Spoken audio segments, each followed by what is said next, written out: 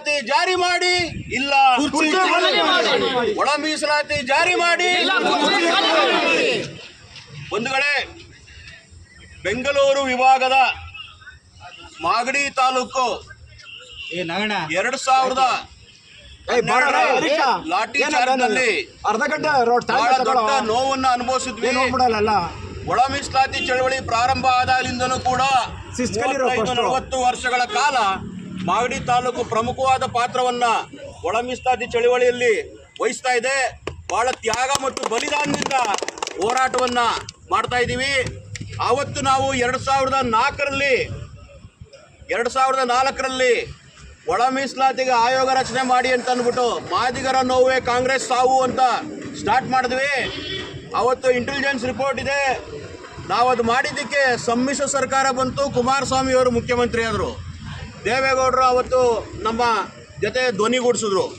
ಇವತ್ತು ನಾವು ಹೇಳ್ತಾ ಇದ್ದೀವಿ, ಇಷ್ಟು ವರ್ಷಗಳ ಕಾಲ ಕಾಂಗ್ರೆಸ್ ದಕ್ಷಿಣ ಭಾರತದಲ್ಲಿ ಸೋಲೋದಕ್ಕೆ ಕಾರಣ ಯಾರಪ್ಪ ಅಂತಂದರೆ ಈ ಒಳ ಮೀಸಲಾತಿ ಚಳವಳಿಯನ್ನು ನಿರ್ಲಕ್ಷ್ಯ ಮಾಡಿದಂಥವ್ರು ಯಾರಿದ್ದಾರೋ ಅವರೆಲ್ಲರೂ ಕೂಡ ಸೋಲನ್ನು ಅನುಭವಿಸ್ಕೊಂತ ಬಂದಿದ್ದಾರೆ.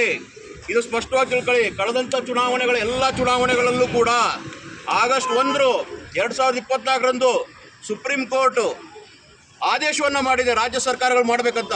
ಸುಪ್ರೀಂ ಕೋರ್ಟ್ಗಿಂತನೂ ಹೈಕೋರ್ಟ್ ದೊಡ್ಡದಲ್ಲ ಅಥವಾ ಅಸೆಂಬ್ಲಿ ದೊಡ್ಡದಲ್ಲ. ಇವತ್ತು ಸುಪ್ರೀಂ ಕೋರ್ಟ್ನ ಆದೇಶವನ್ನು ಉಲ್ಲಂಘನೆ ಮಾಡಿ ಅವತ್ತಿಂದ ಇವತ್ತು 2 ವರ್ಷಗಳಾದರೂ ಕೂಡ ಒಳ ಮೀಸಲಾತಿಯನ್ನು ಜಾರಿ ಮಾಡಿಲ್ಲ ಕಾಂಗ್ರೆಸ್ ಪಕ್ಷದ ಸರ್ಕಾರ ಆಡಳಿತಕ್ಕೆ ಬಂದು. ನಾವು ಹೇಳ್ತಾ ಇದ್ದೀವಿ, ಅವತ್ತಿಂದಲೂ ಕೂಡ ಬರೀ ತೊಡಕುಗಳನ್ನ ಹುಟ್ಟಾಕ್ತಾ ಇದ್ದಾರೆ. ರೆಡಿಯಾಗಿದ್ದಂಥ ಸದಾಶಿವ ಆಯೋಗದ ವರದಿಯನ್ನು ನಿರ್ಲಕ್ಷ್ಯ ಮಾಡಿದ್ರು, ಮಾಧುಸ್ವಾಮಿ ವರದಿನ ನಿರ್ಲಕ್ಷ್ಯ ಮಾಡಿದ್ರು. ಆಮೇಲೆ ನಾಗಮೋಹನ್ ದಾಸ್ ಅವ್ರ ಮೂಲಕ ಹೊಸ ಸಮೀಕ್ಷೆಯನ್ನು ಮಾಡಿಸೋರು, 125 ಕೋಟಿ ಖರ್ಚು ಮಾಡಿ ಅದನ್ನು ಕೂಡ ನಿರ್ಲಕ್ಷ್ಯ ಮಾಡೋರು. ಇವ್ರದೇ ಆದ ರೀತಿಯಲ್ಲಿ ವೋಟ್ ಬ್ಯಾಂಕಿನ ರಾಜಕಾರಣಕ್ಕೋಸ್ಕರ ABC ಅಂತ ಪ್ರತ್ಯೇಕ ವರ್ಗೀಕರಣ ಮಾಡಿದ್ರು. ನಮ್ಮ ದಕ್ಕಲಿಗರು, ಮಾದಿಗರ ಮಕ್ಕಳು, ಅವರು ನಮ್ಮನ್ನು ಗೌಡ್ರೆ ಅಂತ ಕರೀತಾರೆ. ಇತಿಹಾಸದಲ್ಲಿ ಮಾದಿಗರನ್ನ ಗೌಡ್ರೆ ಅಂತ ಕರೀತಕ್ಕಂಥ ಸಂಪ್ರದಾಯ ದಕ್ಕಲವರು ಮಾತ್ರ ಇರೋದು. ಈ ದಕ್ಕಲವರು ಆ ಸಂಪ್ರದಾಯವನ್ನು ಕಾಪಾಡ್ಕೊಂಡು ಬಂದಿದ್ದಾರೆ. ಮಾದಿಗರು ನಮ್ಮ ಮನೆ ಗೌಡ್ರು ಅಂತ ಅವ್ರನ್ನ ತಗೊಂಡೋಗಿ ಎಲ್ಲೋ ಒಂದು ಕಡೆ ಬೇರೆ ಗುಂಪಲ್ಲಿ ಸೇರಿಸ್ಬಿಟ್ಟು, ಸ್ಪೃಶ್ಯರ ಗುಂಪಲ್ಲಿ ಸೇರಿಸ್ಬಿಟ್ಟು ಹೈಕೋರ್ಟ್ನಲ್ಲಿ ತೊಡಕಾಗೋ ರೀತಿ ಮಾಡಿರೋದು ಕಾಂಗ್ರೆಸ್ ಪಕ್ಷದ ಸರ್ಕಾರ.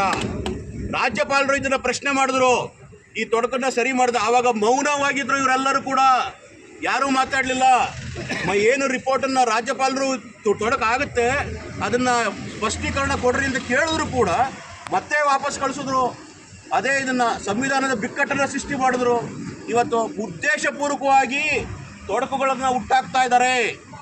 ಮಲ್ಲಿಕಾರ್ಜುನ ಖರ್ಗೆ ಅವರು ಈ cannot become a Dalit leader of South India. Mallikarjuna Kharge is not at all a Dalit leader, is a one caste leader. ಬರೀ ಮಾಲಾ ಕಮ್ಯುನಿಟಿಗೆ ಮತ್ತು ವಲಯ ಕಮ್ಯುನಿಟಿಗೆ ಮಾತ್ರ ಸೀಮಿತವಾದಂಥ ಲೀಡ್ರು. ಅದೇ ರೀತಿ ಕರ್ನಾಟಕದಲ್ಲೂ ಕೂಡ HC ಮಾದೇವಪ್ಪ, ಪರಮೇಶ್ವರ್ ಆಗ್ಬೋದು, ಪ್ರಿಯಾಂಕ ಖರ್ಗೆ ಅವರಾಗ್ಬೋದು, ಇವರು ಕೂಡ ಅಷ್ಟೇ ಒಂದು ಜಾತಿಗೆ ಸೀಮಿತವಾಗಿ ಹೋರಾಟವನ್ನು ಮಾಡ್ತಾ ಇದ್ದಾರೆ. ಇವತ್ತು ಈ ಮಾಗಡಿ ತಾಲೂಕಲ್ಲಿ ನಾವು ಹೇಳ್ತಾ ಇದ್ದೀವಿ, DK ಶಿವಕುಮಾರ್ ಅವರ MP ಕಾನ್ಸ್ಟಿಟ್ಯೂನ್ಸಿ, DK ಸುರೇಶ್ ಅವರ MP ಕಾನ್ಸ್ಟಿಟ್ಯೂನ್ಸಿ ಕವರ್ ಮಾಡುತ್ತೆ. DK ಶಿವಕುಮಾರ್ ಅವರು ಮಿನಿಸ್ಟ್ರು. ಇದಕ್ಕೆ ಪಕ್ಕದ ಕುಣಿಗಲ್ ಶಾಸಕರಿದ್ದಾರೆ, ರಂಗನಾಥ್ ಅವರು, ಇದೇ ಶಾಸಕರು ಬಾಲಕೃಷ್ಣ ಇದ್ದಾರೆ ಈ ತಾಲೂಕಿನ. ಇವರೆಲ್ಲರಿಗೂ ನಾವು ಎಚ್ಚರ ಕೊಡ್ತಾ ಇರೋದು, ಯಾವುದೋ ಒಂದು ಕಮ್ಯುನಿಟಿಯ ಸೀಮಿತವಾಗಿ ನೀವು ಕಾಂಗ್ರೆಸ್ ಸರ್ಕಾರವನ್ನು ನಡೆಸ್ಕೊಂಡು ಹೋಗಬೇಡ್ರಿ. ಇವತ್ತು ಯಾಕಂತಂದರೆ ನಾವು ಮತದಾರರ ಹತ್ರ ನಿಮ್ಮನ್ನು ಗೆಲ್ಲಿಸ್ರಿ ಅಂತ ಹೋದಾಗ ಯಾವ ಮಕ ಇಟ್ಕೊಂಡು ಕೇಳೋಣ?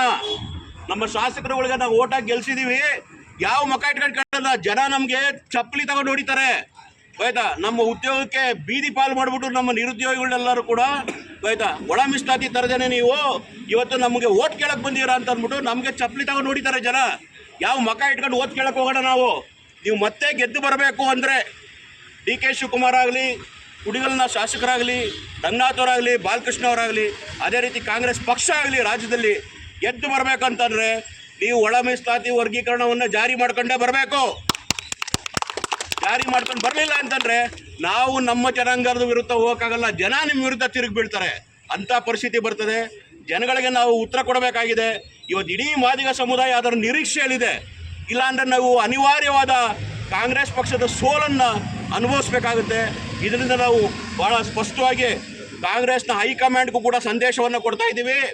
ಪ್ರತಿಯೊಂದು ಕ್ಷೇತ್ರದಲ್ಲೂ ಕೂಡ ಮತದಾರರನ್ನ ಜಾಗೃತಿ ಮಾಡೋದ್ರ ಮೂಲಕ ಇವತ್ತಿನ ಮುಂದಿನ ದಿನಗಳಲ್ಲಿ ಒಳ ಮೀಸಲಾತಿಗಾಗಿ ಮಾತ್ರ ನಮ್ಮ ಓಟು, ಬೇರೆ ಯಾವುದಕ್ಕೂ ನಾವು ಓಟ್ ಹಾಕೋದಿಲ್ಲ ಅಂತಕ್ಕಂಥ ತೀರ್ಮಾನಕ್ಕೆ ಈ ಜನ ಬರ್ತಾರೆ ಅಂತ ಹೇಳ್ತಾ ಈ ಕೂಡಲೇ ವರ್ಗೀಕರಣ ಜಾರಿ ಮಾಡಿ 56,000 ಹುದ್ದೆಗಳು ಏನು 56,432 ಹುದ್ದೆಗಳು ನೇಮಕ ಮಾಡ್ತಾ ಇದ್ದೀರಾ, ಅದರಲ್ಲಿ ಒಳ ಮೀಸಲಾತಿಯನ್ನು ಅಳವಡಿಸಲೇಬೇಕು. ಯಾವುದೇ ಕಾನೂನು ತೊಡಕುಗಳು ಇಲ್ಲ. ನೀವು ಸುಮ್ಮನೆ ಮಿಸ್ಗೈಡ್ ಮಾಡ್ತಾ ಇದ್ದೀರಾ ಜನಾಂಗಕ್ಕೆ ಮತ್ತು ಜನಗಳಿಗೆ ಎಲ್ಲರೂ ಕೂಡ.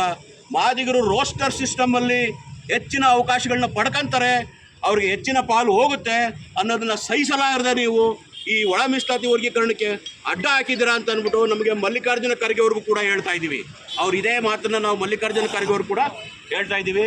ಈ ಕೂಡಲೇ ಈ ಧೋರಣೆಯನ್ನು ಬಿಟ್ಟು ಮಲತಾಯಿ ಧೋರಣೆಯನ್ನು ಸಮಪಾಲು ಸಮಬಾಳಿಗಾಗಿ ಒಳ ಮೀಸಲಾತಿ ವರ್ಗೀಕರಣವನ್ನು ಜಾರಿ ಮಾಡಬೇಕು, ಇಲ್ಲಾಂದರೆ ಕುರ್ಚಿ ಖಾಲಿ ಮಾಡಬೇಕು ಅಂತಕ್ಕಂಥ ಎಚ್ಚರಿಕೆಯನ್ನು ಈ ತಮಟೆ ಚಳವಳಿ ಮತ್ತು ಪ್ರತಿಭಟನೆ ಮೂಲಕ ನಮ್ಮ 35 ವರ್ಷಗಳ ಹೋರಾಟಗಾರರು ಎಚ್ಚರಿಕೆಯನ್ನು ಈ ಸರ್ಕಾರಕ್ಕೆ ಮತ್ತು ಶಾಸಕರುಗಳಿಗೆ ಕೊಡ್ತಾ ಇದ್ದೀವಿ.